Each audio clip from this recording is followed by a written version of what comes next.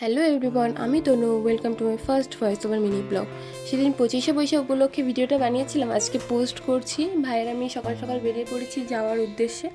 রাস্তায় যেতে যেতে বান্ধবীদের সাথেও দেখা হয়েছিল। এই যে একটা বান্ধবী আর একটা বান্ধবী পেছনে, আর এটা হচ্ছে বান্ধবীর ভাই।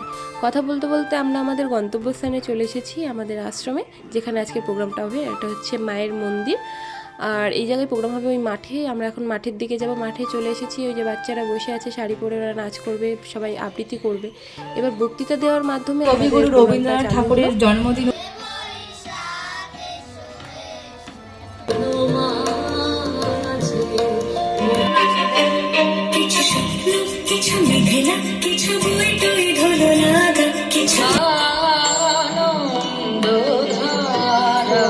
এখন শেষ হয়ে গেছে, সবাই টিফিন করছে। এবার আমাদের বাড়ি যাওয়ার পালা।